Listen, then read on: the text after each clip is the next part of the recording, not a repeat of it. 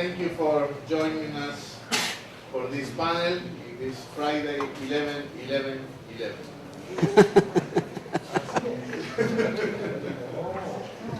Well, this session, in this session we will discuss some issues related to the 2011 regional flagship of the World Bank, which refers to the relation between financial development and financial stability, with a particular focus on Latin America.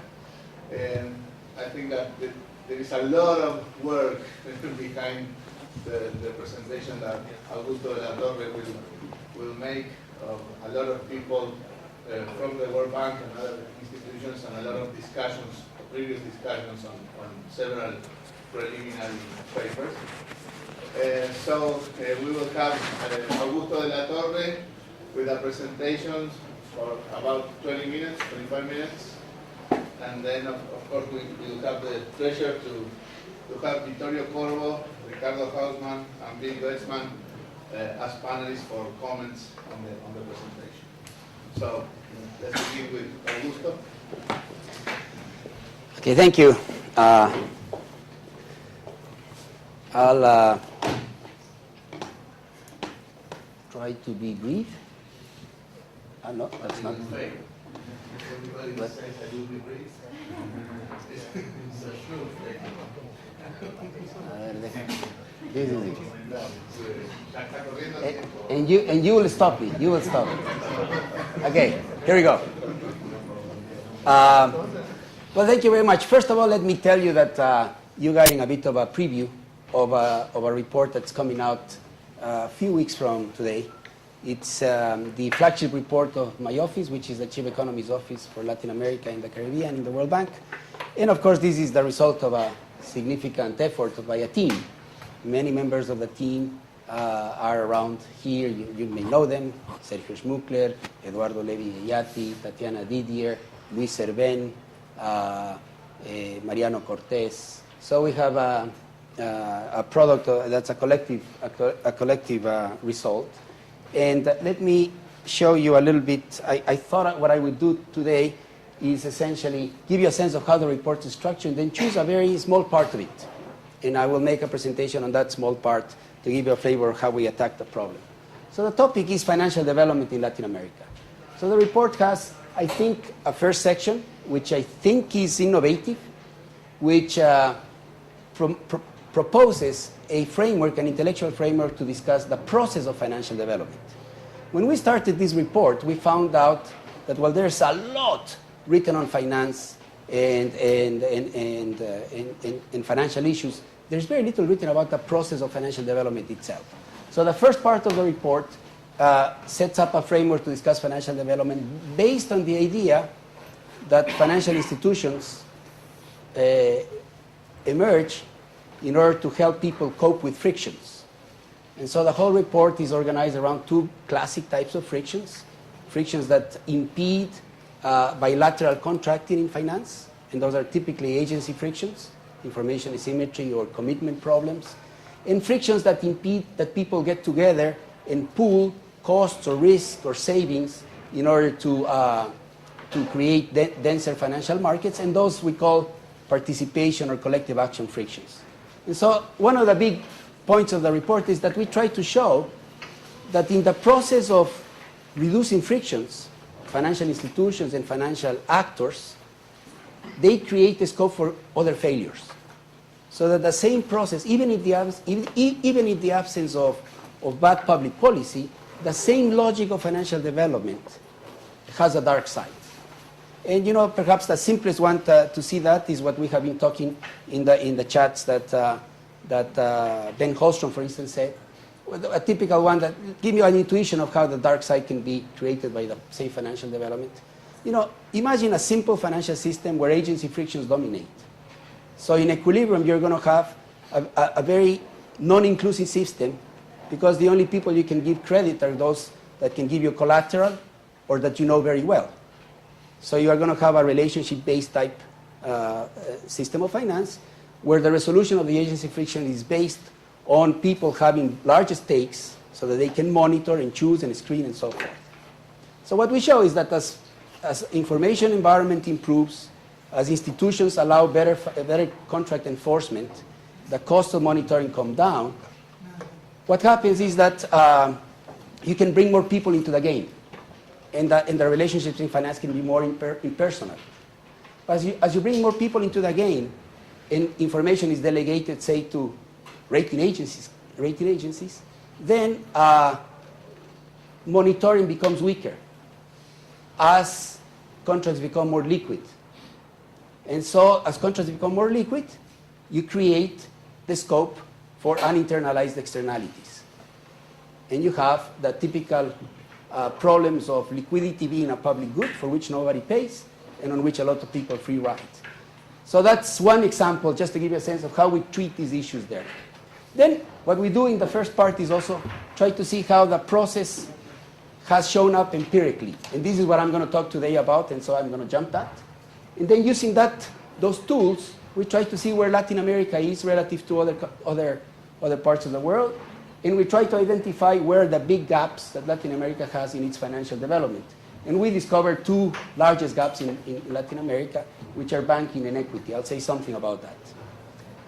And the last part of the report, since we argue that the process of financial development itself has a dark side and calls for policy, the large part of the result is we call dealing with the dark side, which is all of the new agenda on prudential policy. So that's the structure of the report. It's very rich. It's impossible for me to cover all of the topics, so I'm going to go directly to tell you a little bit about how we deal with financial development empirically, and I'm going to focus especially on the issue of benchmarking financial development. So this is the typical way in which you look at financial development. These are measures of debt. You have in the blue part, you have credit to the private sector as a percentage of GDP. The red part is corporate bonds outstanding as a percentage of GDP, and the top is market capitalization as a percentage of GDP. There's a lot of double counting here, but gives you a sense of how deep financial systems are in banking, stock markets, and bond markets. The typical thing that we economists do is we scale those things by GDP and we compare. So what this shows is that Latin America, which are the dotted lines there, has had a significant improvement in its debt, but still remains kind of small, but it looks probably almost as good as Eastern Europe. The question is whether this is the right benchmarking, whether this is sufficient to really establish whether financial development in Latin America has proceeded as well as in Eastern Europe or not. So to do that, what we say is there's no good reason to think that there's a linear proportionality between, say, financial debt and GDP. There are other factors that are not policy that probably affect the path of financial development. And so what we do is, after a lot of search, we create a model where we look at 40 financial development indicators. And you can find this a data set that has become public now. You guys can use it in the World Bank.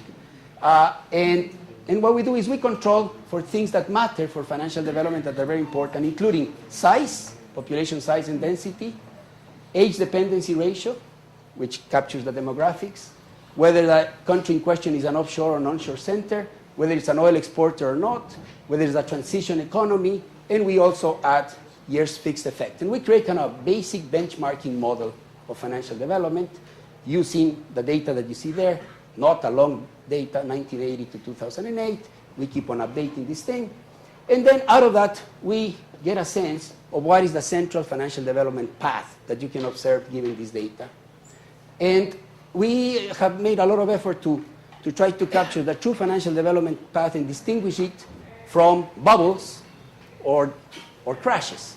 And so to do that, what the technique we use was we average the history. And what you get is essentially a path that reflects the cross-section, basic path for financial development on a cross-section basis. And this is the type of results you get. That's the cloud. Using that technique of quantile regressions and averaging and so forth, that's the path, and that's credit to the private sector on the left. Then on the right, you can then plot the dynamic path that individual regions or groups of countries have followed. And for instance, in this, Latin America is in yellow, and you see that as per capita income has been increasing in Latin America, actually credit to the private sector has diverged from the path. We're becoming actually farther from where the benchmark should be. The industrial countries are more to the right, and Asia is on the blue ones. So you can start getting a sense of how countries are moving relative to the benchmark. You can get results like the ones below, where you can plot different groups of countries relative to each other. Latin America is the black line, and you see how Latin America credit to GDP has been fairly flat compared to other countries where development has been bigger. Or you can plot the residual medians, and then you see the position of each country relative to the benchmark. So this is kind of a basic workhorse model that allows us to say whether a country is where you would expect it to be in financial development. And we can look at it for different financial activities, insurance and asset management and credit to the private sector and deposit taking, whatever you have, 40 of those types. So based on our conceptual framework, what we were speculating is that the order of appearance of financial activities, whether a country has asset management or not, for instance, will not only depend on these controls, GDP per capita and all of those structural factors, but will also reflect the intensity of the frictions that the system at that stage is dealing with. And so we would expect that the order of appearance will be linked to how difficult the frictions are. If you have heavy-duty agency frictions, or whether you have heavy-duty participation frictions. So we speculated that. We also speculated that some paths will be highly convex, in the sense that as per capita income increases, a certain, let's say, market capitalization may have a very steep development, which is in fact what we find, and that is probably related to financial activities that have a lot of returns to scale, network effects, and interconnection type conditions. Then we speculate that the order of appearance of financial activities would be broadly correlated with the returns to scale to which they are subjected, to the convexity of the paths. And then we can speculate broadly. The fact is that all of the top kind of obtains, and we find much more pattern in financial development than we expected. And so then you can study why countries deviate from that path. And we have the hypothesis that there should be three basic reasons why countries would deviate from the general paths. One is the quality of the policies and institutions. So you can more or less try to assess how bad the system of policy and institution is relative to what you want. Leapfrogging is a hugely important one. Think of a simple financial services, a credit card. A credit card in Nepal is as good as the credit card in the US. It's a simple technology that can be transferred over borders. So when you have leapfrogging possibilities are very easy when the technology for a financial activity is transferable across borders. But you cannot transfer that easily a 30-year mortgage, because you have a lot of local institutions, local rules that matter for that. So we see a lot of deviations from path in some services that are subject to leapfrogging, and of course path dependence. Depends on initial conditions and how these things interact. So a couple of features of the paths: order of appearance, convexity, and returns to scale. I don't know if you see this very clearly, but what you see is that certain activities, the one that tends to appear first is foreign borrowing by governments. And then you see later on, even though there is this subject to high returns to scale, borrowing from the local market appears fairly soon in the game, even though it requires quite a bit of breaking collective action type problems. But you have the power of taxation. You can always force the banks to take the bond, so in the end, the thing can start fairly early.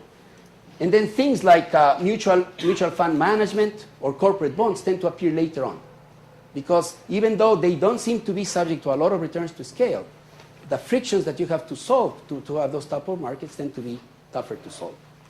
And on convexity, you have it there. Maybe I shouldn't spend too much time on this, but one key point, you will see a lot of convex paths. I'll show you a couple of them. But one key point there is that it really leads to a very simple conclusion regarding the connection between financial development and growth.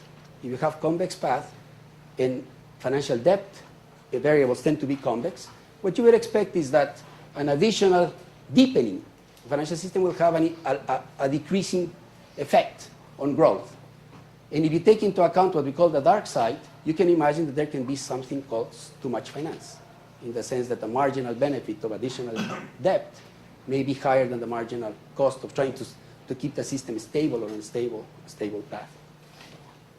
So this is how you see the paths. This is foreign borrowing is the blue line. Domestic borrowing by governments is the red line. What you see is foreign borrowing appears first, then it tends to decline as local borrowing by governments becomes, and it is subject to some sort of a decrease in returns to scale because of solvency constraints. You cannot go ad infinitum with these type of things. But look at what happens with banking.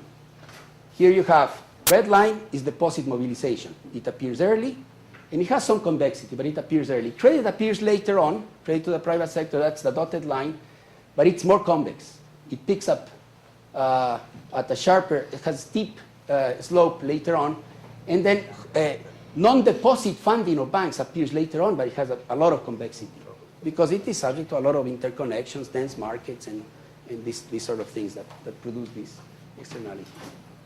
So where's Latin America? Where here you have paths for different services, credit to the private sector, stock market turnover, some features of the financial system like net interest margin.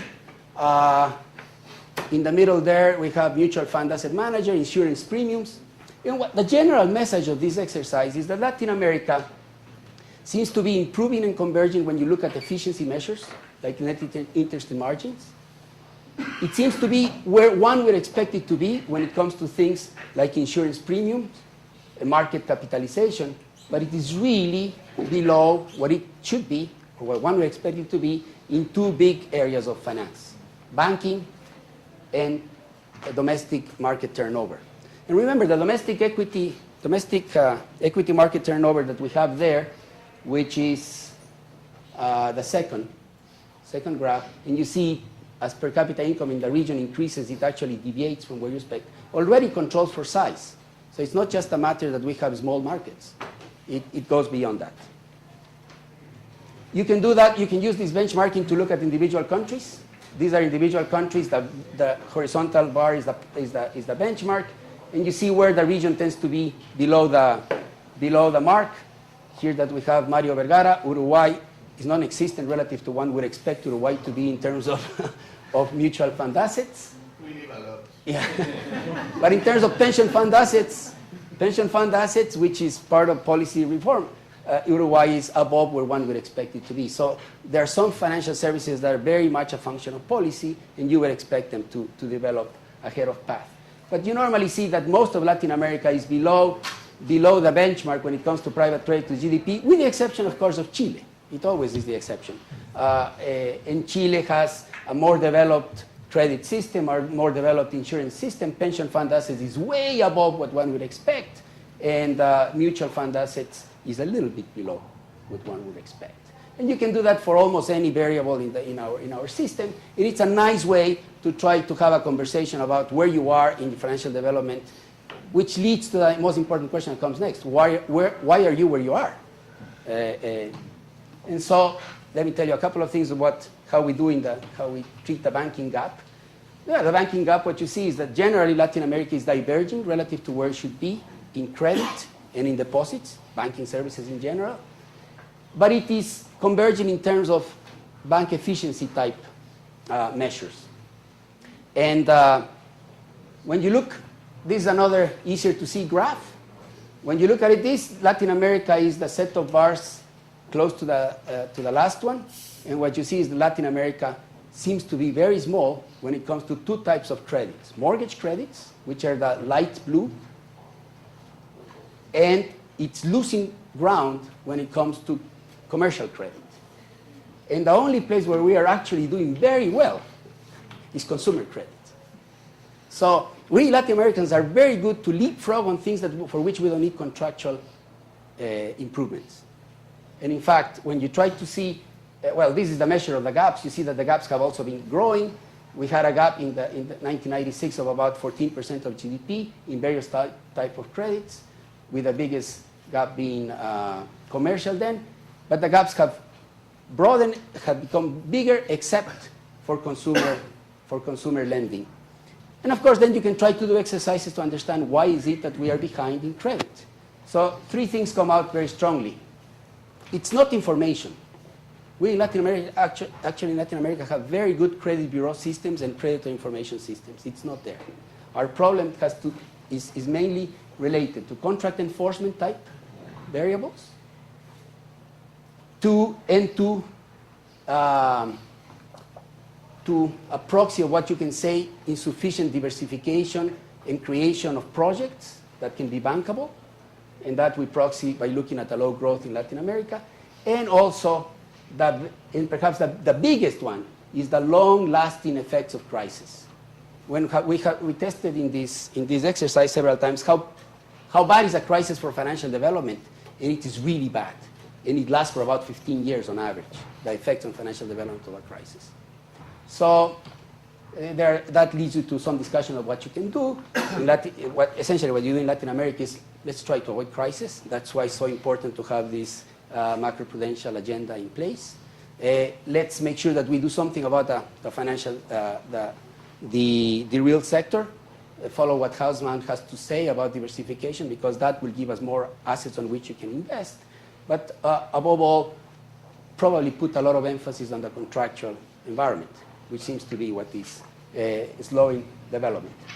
I not have time because I only have three minutes, but I want to tell you that we did similar with the domestic equity gap. The interesting thing is that when you study really why Latin America has such illiquid domestic equity markets, you get some good answers as to why, but you have no clue as to what to do to get out of that problem.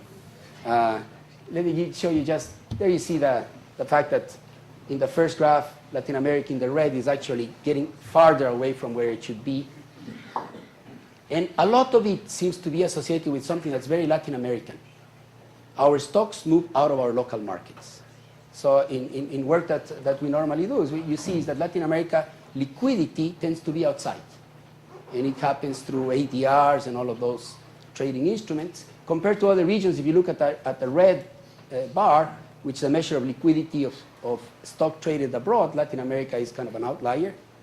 But the research that my colleagues have done suggests that the internationalization of trading of equity market in Latin America seems to have a negative effect on the liquidity of the domestic markets. So what to do? I'm going to let Bill Getzman tell us what. So let me stop here because I think other speakers should talk. Thank you, Augusto. Good to have you here. Thank you for coming. Panelists, we're giving the floor your photo.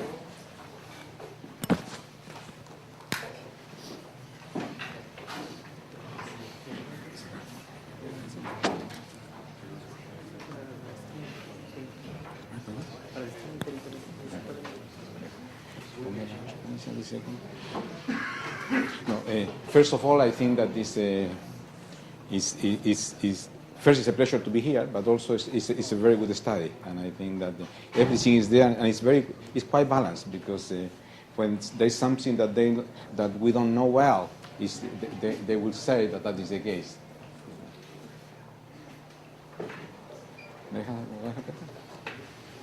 Yeah, definitely. So I would say first, as I said, is very well balanced, and so what I'm going to do is mostly to see some of the main points and where I think that most of the development has come from, what have been the main difference in Latin America in the last 10 or 15 years that has allowed for this development. So I will follow mostly the 4 main themes that are in the report. I would say the foundation for financial development, it has more to do with the fact that we have been, in Latin America, we have made a lot of progress from the point of view of getting the macro right. And that makes a tremendous difference when you have been able to get inflation close to price stability, the fiscal situation very much in order, so that the crowding out of the public sector that is due usually to the private sector has been reduced substantially. Also, in Latin America, we have been very careful, given that we went through a lot of crises in the early 80s, we have been very careful from the point of view of having not only good regulation, but also we have put a lot of resources from the point of view of supervision. That was once you have a crisis, like in Finland also, or in Sweden, you are very serious going forward, both from the point of view of regulation and supervision, but also from the point of view of upgrading that conditions and so on. One of the results of this has been that you reduce the probability of crisis, and most of the destruction of the financial system and the picking up after is related to crisis. That was very well presented also by Augusto. Also, the fact that we got a little more flexibility in the exchange rate regime, that made that people were much more aware about the exchange risk that they were taking in their lending. So we got much more, both because of regulation, but also because of private agents' decision, we got much less open position in foreign trade, in foreign exchange. Also another important feature related to that, given that inflation has been mostly controlled, that has allowed also to develop market for long-term financing. So that is very, in the countries in which that cannot happen, that is not the case at all, and I will come back to that.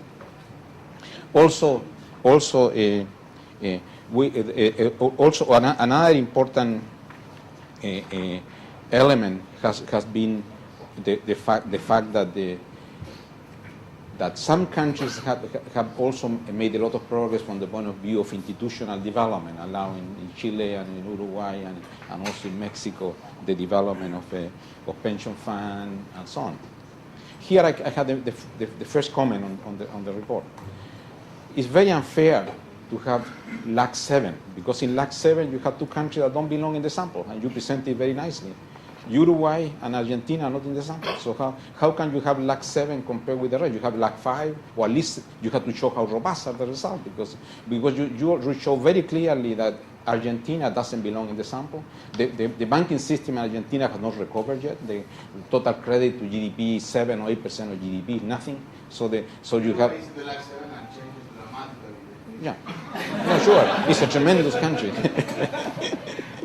So one of our main comments is that you have to be much more prudent from the point of view of showing how much your results are driven just by two countries, especially Argentina, given that Argentina, and also it can very much with your organizing framework that is path dependence. In Argentina, the last crisis was in 2001 and 2002, and the next one, I don't know yet. I'm not going to make forecasts, but at least clearly that doesn't belong in the sample whatsoever. Then you made a big point on the gaps, both from the point of view of credit and also from the point of view of the spread between active and passive rate, mostly based on the banking system and where you have data. But there, I think that is that one has to be very careful, because some of the crisis that we had before was because you are taking something like, it's very good to have a higher share of credit in GDP. I don't know. I'm saying I would not trade good supervision for expansion of credit. I'm saying in some countries, some of the problem, in many countries, most of the problem was an overexpansion of credit without proper evaluation of risk and so on. So I would not use the metric just of the gap. You have to have some idea of what is an optimal level to see if you are above, you are below that. Otherwise you will be. Also, there are a lot of discussion about friction, and I think you have a point there. But I want just to show you also how far away we are on some of that friction. Here I'm presenting the strength of investor protection in Latin America. We are quite below, in all of Latin America, we are quite below the industrial countries. So we have a lot to do from the point of view of investor protection. But that is not the worst part. If you look from the point of view of the enforcing of contract, the enforcing of contract, we are toward the bottom. Most of Latin America, even Chile, has done very well in many areas, is very close to Italy. And in Italy, people are writing now horror stories about how difficult it is in Italy to enforce contract. We are just hand to hand with Italy and very, very close to Malaysia. So there's a lot to be done in enforcing of contract. That is why SME don't have good access. SME also have problem of information, informality. So some of this has to do with friction in the system. So this is something that goes in the same direction of your report, but there is some of this information. And here we have made some progress, but here I'm looking at the number for 2012. So even I'm a year ahead, because this is the World Bank always produce report a year ahead. So this is also, if I look at another issue that I think is fundamental in Latin America, especially, we have a lot of discussion about the access to credit of a small and medium-sized enterprise. We do a lot of discussion about that. But in most of the countries in Latin America, we have an awful system to implement the right of the creditor. I'm saying we look now at the cost of closing a business and how much the creditor will recover on $100 of investment that is the residual value of the company. We are just at almost nothing. I'm saying only the lawyers get the money, but the recovery rate is 25%. So the loss is 75%. So if you look there in Japan, even in Japan, it's 7% the loss, and you recover 93%. So with this, you have to be crazy to give a credit to a small-sized firm that where you document very well that their bankruptcy rate is much higher for a small firm because they don't have liquidity and so on. So this fact is a major fact from the point of view of their access to credit. Okay. So there's a lot of room from the point of view of reducing friction. Also, there's a lot of question not only if we look now from the point of view of household. There has been a lot of development that, or you mentioned some of them on passing, but there has been a lot of development thanks to the new technology, and there are contracts between. Because you have a whole section on making financial services available for people that are out of the system, and that is in many countries the public policy also to move in that direction, no question. But there has been a lot of improvement in recent years, not through banks, but also through agreement between banks and little stores, because it's very expensive to open a branch close to where the people are, where there is low density. But there has been a tremendous improvement in this country. There are companies that sell you the service where you have a small machine in a very small store, corner store in a rural area. So they give, and there you can pay a bill, and you can also use a debit card. So there has been a tremendous expansion in that type of services. And even in Chile, you said that in consumer credit has worked much better because there is more information there. In consumer credit, we have a major problem in this country because there is not a consolidated base to get information on the creditors. Because in this country, a substantial competition to banks comes from department stores. And department stores they were able to enter into this sector much before the banks, because we was small and so on. So the banks were sleeping for a while, but when they woke up, they were ready. That market has been taken away by department store. And then the department store have a database, but the banks don't have access to that database.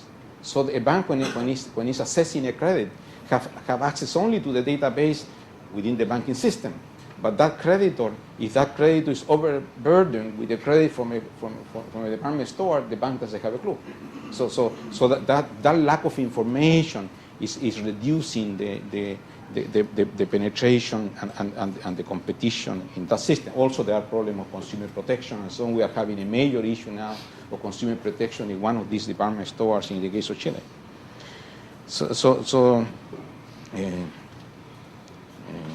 Then you have an issue that in this country have been a lot of discussion, but you have a quite balanced discussion about if the spread is too high.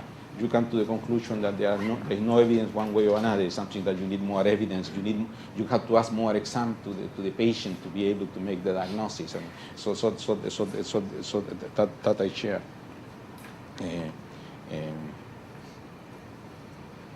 And also Also, also mobile phone have been used a lot today from the point of view of having. Let me now make some comment on this. So I would say the most important investment that we have made from the point of view of allowing the financial system to develop is to improve the macro. And there has been a tremendous progress in the region worldwide, plus the institutionality for the supervision and regulation. But we have, and that reduced the probability of crisis, so that allowed the system to develop until the next crisis. But we have avoided the next crisis in 5 of the countries that you have there. So that is what is and Uruguay was able very much to come out of a very difficult situation at the beginning of the previous decade. So Uruguay is recovering, and especially given that Mario is the chairman, so I had, and the president of the Central Bank of Uruguay, I had to be very careful. So the question that you have there is the question, where do we go from here? Especially now, in the sense that what can we learn from the crisis in the previous crisis that we have had, but also the great financial crisis of 2008 and 2009, and maybe of 2011 and 2012 that we don't know yet. So clearly, you are right, and there have been many meetings. I had the chance to participate in some of them. How do we build system that will not only economies that will be more resilient, but also systems that are going also to be able to reduce the procyclicality that many times come with financial development. First, I want to put a commercial here, in the sense that it has nothing to do with me; it has to do with Chile only. In many of these areas, we already have made some progress in Chile before. There's a big discussion today of too big to fail. Okay, in this country, there was a merger between 2 large banks in the second part of in the late 1990s. And at that time, there was a study was made to see what would happen to competition. So the conclusion was that the competition was not a major issue at all, but the conclusion was that that was going to be too big to fail. So the regulator authorized the merger, but with the condition that they have to have a higher capital requirement. So in Basel requirement is 8% of asset weighted by risk. So the requirement was put at 10.5. So and that is used as an example today in the preparation of Basel III. So we already used too big to fail. Then a couple of years later, we have another 2 banks that also were getting together. The regulator studied the situation and came to the conclusion that could be done, but again was too risky. So that bank was going to be a smaller size than the previous one, so they require a capital requirement of 10 instead of 8. So we used a lot of that in the past. In the late 90s, consumer credit was growing too fast. So there was a concern. A bubble could develop. So what was done, the regulator changed the weight for consumer credit. And incentive worked very nicely. So the bank says, you want to lend more for consumer? No problem, but you have to put more capital aside because it's too risky. So there was so the capital requirement was increased for consumer credit, and that slowed down the process. So that will be very interesting. Given your proposal, will be very interesting to look at these case studies. And BIS has used them very actively. So in your study, I think it should have a space given your concern. And I agree with you that and I think that I recommend also the last part, the based on. Central banks are going to be much more concerned now. Financial stability doesn't come automatically just with keeping inflation low and predictable or low variance of inflation. So we have to be, central banks are going to be much more concerned about the potential development of bubble. And there I think that the macroprudential regulation are going to have a central role. And as a matter of fact, we are already, some of the agreements that are already as part of Basel III is already moving in that direction. So that is very much driven. That is very much driven in all the discussion today. It's not going to be just the interest rate because it's a very weak instrument just to use the interest rate. You can use the interest rate in part. The interest rate is going to be still being used mostly from the point of view of getting inflation under control, but you are going to use macroprudential regulation to require more capital when the cycle is going up in such a way that you will prepare for the downside. And there we have learned a lot from the Spaniard experience that have been very important from the point of view of Also, we are working a lot from the point of view of there are a lot of work that is being developed from the point of view also of assessing systemic risk, and the task is going to be much more difficult because we need to model that, and we don't have good models from the point of view because their interactions are very important and so on. There we are lacking we are lacking still the theoretical development to be able to move in that direction. So I would say that it has another point, but that are the main points that I wanted to make at the moment, and I hope that I have the occasion to go back later.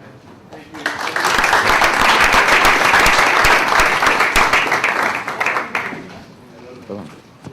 Eso lo tengo que hacer. Este es tuyo.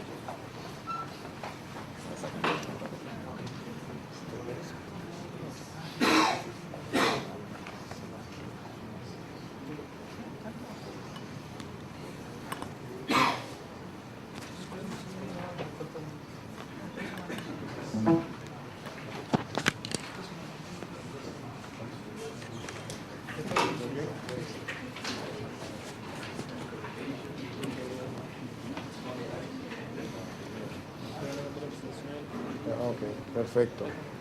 Okay, bueno, buenas tardes. It's really a pleasure to be here and to comment on this spectacular work by Augusto and his team. If I were to characterize the work, I would say that Augusto and his team have discovered that financial development looks like a lot of the rest of development. That is, that the world seems to be nested in the sense that when you put here countries and here you put products, that this, you can order the matrix this way, so that the countries that make few products make the same product, and as they increase the number of products that they make, they increase them in a certain order. And that's exactly, if you listen to my talk in the presidential address, that's exactly what we find in the world, that there's a certain order in which things appear. Okay? And that means that there's a certain distance between a product and another product, so it means that this financial market looks very much like the product space, right? And that the problem is that monkeys, in this product space have to jump short distances and so on, and that there's a certain logic to the way things happen, and that the logic of the way that those things happen have a lot to do with the provision of specific public goods, of public goods that are not good for everything, they're good for specific products. And consequently, the best way to describe the report is that this is a framework to do industrial policy for the financial sector, right? So, and now you have seen none other than Vittorio Corvo explaining how to do industrial policy for the financial sector, explaining that if you are going to develop the credit card market in a prudent way, you have to coordinate banks with department stores, that if you want to develop a credit card industry, you have to worry about a credit bureau, that if you want to develop commercial credit, you have to worry about the recovery rates on bankruptcies. So, and these are, the recovery rate on bankruptcies are good for commercial credit, they're not good for credit cards or mortgage or so on. So these are specific public goods that are required by different products in this financial product space. Okay? So what I'm going to, my request to Augusto is going to be that the next flagship report on finance come after a few flagship reports on other sectors of the economy. Because economists have been amazingly willing to talk about industrial policy for finance, including raising de facto taxes on different products in the economy as Vittorio was suggesting to raise the capital adequacy requirements on some assets and not others, depending on your views, etc., that it would make sense, right, to think about the same kind of logic applied more broadly in the way you manage the economy. And in fact, this is what governments de facto do, but it's something that the majority of the economists in a Lacea meeting would say that smells badly. They don't find it intellectually appealing, and so on. So it's also important that the next flagship not be on finance, because at least from what we know, finance is not that important for growth and development. And if you wanted Exhibit A, go to Argentina. The country has had, 7% growth, its fastest rate of growth ever, and so on, and there are no banks there. So, let's give finance, we give finance a lot of importance because it's our own specific human capital. We've invested in it and we want to, right? But it's not that it's the only thing we should be learning about, right? So now let me give you my own personal view of the history of financial reforms in Latin America. I feel that I have been somewhat of a participant in this process, both either at home as a policymaker or in the IDB. So I confess myself to be guilty of what I'm going to say. Okay? But this is sort of like the intellectual history of Latin America, which is a fancy way of saying my own intellectual history. Okay? So back when we thought that the fundamental distortions in the financial markets, okay, were financial repression. And if you take the financial sector adjustment loans that were written circa 1990, and you go to the last pages where you see the policy matrix, as they were called, and you ask what were the things in the policy matrix, the logic was, we need to let the market allocate the resources, so we need to free interest rates, we need to lower reserve requirements on banks, we need to eliminate credit allocation requirements on banks, and we need to privatize public banks. That was the logic, let the market work, and all these interventions in the financial system were inadequate, let the market work. Before the ink was dry, we had a sequence of financial crises. Okay? Financial liberalization in the late 80s, early 90s led to the sequence of banking crisis in Venezuela, in Mexico, in Argentina, in Costa Rica, in Ecuador, etc., that we saw. Okay? So that was what I would call phase one. When all these crises happened, we discovered moral hazard. And moral hazard immediately led to a policy that we did not call soup and salad, we call it soup and reg, right? Supervision and regulation. Why? Because unless banks have enough capital, they'll gamble for resurrection, and the only way you can know that they have the capital is if you supervise them, because capital is just the difference between assets and liabilities, and you have to know what those assets are worth, what those liabilities are worth, and so on. So we went to this soup and reg reforms in the late 90s. I would put it to you that since then we have left, as a consequence of trying to avoid banking crisis, a system that essentially does not provide credit to the productive sector.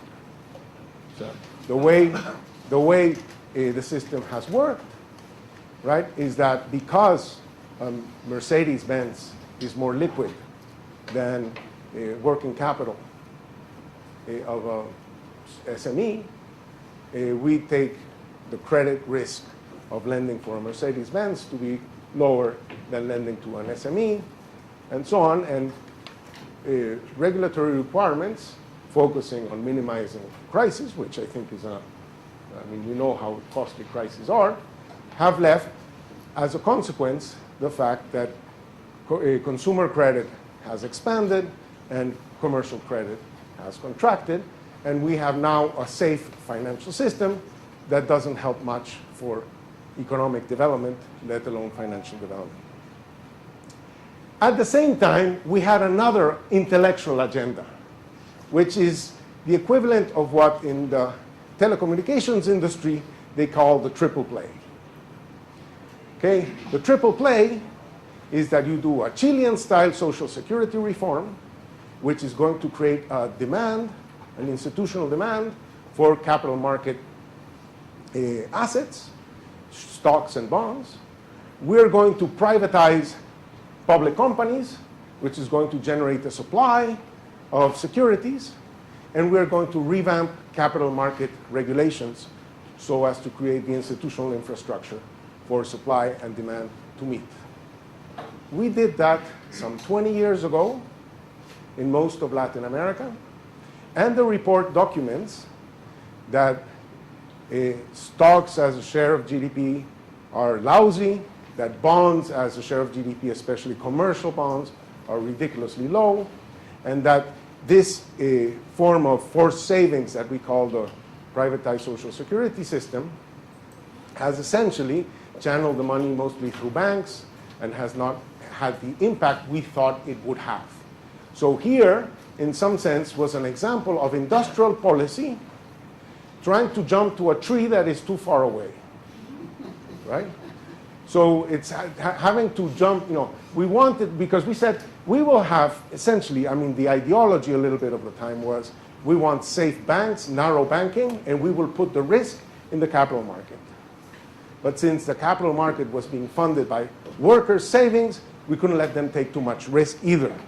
So they couldn't invest too much in stocks, etc. And the bonds, by the way, can only be issued by very large institutions. So by definition, you cannot have commercial bonds for a company that's worth less than $25 or $30 million. So more or less by regulation, we regulated out the access of SMEs to the forced savings of workers. That's some of the consequences of the particular industrial policy that we adopted at the time. So I think that is a little bit in my reading of the history. Now it's changing, and I would grant you that it's changing. If you go to Colombia these days, the accumulated savings of the pension funds is leading to an interesting development of capital markets, which is leading to an interesting transformation of the corporate sector and the corporate culture and so on. So these things, may pay off in the end. But if they had told us as policymakers at the time that we would have to wait 20 years to start seeing the potential benefits of those reforms, I'm not so sure that we would have adopted them at the time, right? So all of these I would put to you as confessions, personal confessions. So I'm not ridiculizing others. I'm just giving the history of how I think we thought through these processes. And I am very happy to say that this report is very useful because it details how complex is the space of public goods that underpins private production and how complementary they are and how you cannot have one without the other. Now, my only point is that we're extremely knowledgeable about all the quirks and needs of the different financial products, and we want to be ignorant about the specific quirks and needs of the different other products that an economy needs to produce to progress. So I commend again this marvelous piece of work on industrial policy. Thank you.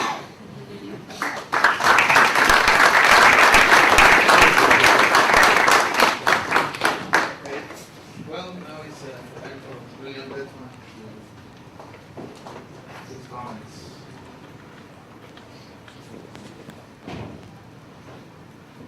Let's see, I better find this myself. Not simple, right? Yeah. That's something we can all aspire to, huh? This is more